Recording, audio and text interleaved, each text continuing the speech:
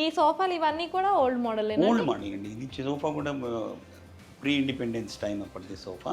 పాతది తీసుకొని దాన్ని రిస్టోర్ చేసాం. ఆ ఫోమ్ అపోల్స్ట్రీ అంతా చేంజ్ చేసాం అన్నమాట. సో నాకు ఈ హాల్లో అంటే ఈ వస్తువులతో పాటు నాకు ఇంకోటి బాగా అట్రాక్టింగ్గా ఉంది ఏంటి అంటే పెయింటింగ్స్. అవి ఎక్కడైనా బాగున్నాయి. ఇందాక మీరు నాకు లిఫ్ట్ గురించి చెప్పేటప్పుడు కూడా అక్కడ పెయింటింగ్స్ చూశాను, అవి బాగున్నాయి. సరే ముందు వస్తువుల గురించి మాట్లాడాక తర్వాత పెయింటింగ్ గురించి మాట్లాడదామని వెయిట్ చేస్తున్నాను. ఈ పెయింటింగ్ స్పెషాలిటీ ఏంటి అంటే మీకు పెయింటింగ్స్ అంటే కూడా చాలా ఇష్టమా? మేమిద్దరం ఫైన్ ఆర్ట్స్ స్టూడెంట్స్, జైన్టీ నుంచి చదువుకున్నాము. తను ఫోటోగ్రఫీ చేశారు. మా సూపర్ సీనియర్ తను ఈ పెయింటింగ్ చేశారనమాట. It's oil on canvas. Okay okay, nice. So ఈ టేబుల్ కూడా చాలా బాగుంది, దీని గురించి ఒకసారి చెప్తారా? ఇది కూడా చాలా పాతదండి. క్యాస్ట్ ఐరన్ ఫ్రేమ్ పెట్టేసి బర్మా టీక్తో చేసింది అన్నమాట.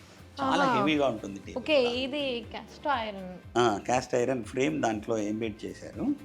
ఓల్డెన్ డేస్లో ఫ్రేమ్స్ ఉంటాయి కదా, ఆ ఫ్రేమ్స్ అన్నమాట. దాన్ని కట్ చేసి మళ్ళీ సెట్ చేసి పెట్టామన్నమాట. ఓకే, దానికి కొంచెం టచ్ ఇచ్చారు. జాలీ లాగా ఉంటుంది కదా, జాలీ ఉంటాయి, స్ట్రాంగ్ జాలీస్ ఉంటాయి. దాన్ని మళ్ళీ రీయూజ్ ఇలా చేసామన్నమాట.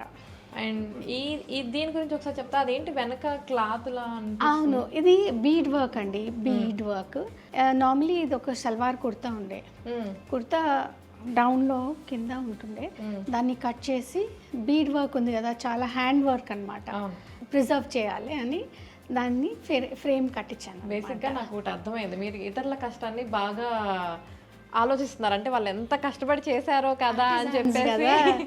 వాళ్ళ కళ ఎప్పుడు ఇది కావద్దు, it should be there forever అనమాట. ఓ వెరీ నైస్ అండి, చాలా బాగుంది. అంటే మీ ఆలోచన కూడా చాలా బాగుంది. అంటే ఎవరో చేసింది జనరల్గా అయితే యూజ్ చేసిన తర్వాత పడేస్తాం, బట్ మీరు దాంట్లో కూడా చక్కగా పెట్టారు ఫ్రేమ్ చేసి ఇంట్లో, బాగుంది. సో మనం ఆ రూమ్కి కూడా వెళ్దాము, కానీ దానికన్నా ముందు నాకు ఇక్కడ ఇది చాలా అట్రాక్టివ్గా ఉందన్నమాట. సో దీని గురించి ఒకసారి చెప్తారా? అంటే ఆ సీలింగ్ కూడా ఇది సింగిల్ పీస్ అండి. ఒక వుడ్ దాని మీద మొత్తం కార్వింగ్ అంతా చేశారు. దాన్ని కార్వింగ్ చేసి మేము దాన్ని ఫిక్స్ చేసామన్నమాట. యాక్చువల్లీ అది టేబుల్ టాప్, ఇలా మనం సీలింగ్ పెట్టాము షో కోసం. ఓహో, టేబుల్ని గోడకు పెట్టేశారనమాట, చక్కగా బాగుంది. అండ్ ఇదేంటిది మేడం?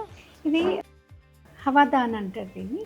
పాతకాలంలో ఫ్రిడ్జ్ లేకపోతుండే కదా, కర్డ్, పెరుగు అవన్నీ పెట్టుకుని, వెజిటబుల్స్ అన్నీ పెట్టుకోనికి జాలి ఉంటుండే అనమాట అంతా. ఓకే, దాన్ని మేము తీసేసి గ్లాసెస్ పెట్టామన్నమాట.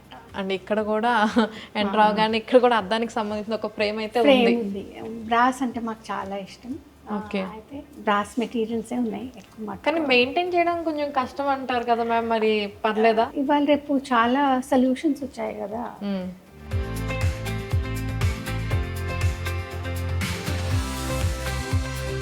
అంటే ఈ సోఫా కూడా పాత కాలపుదేనా మేడం?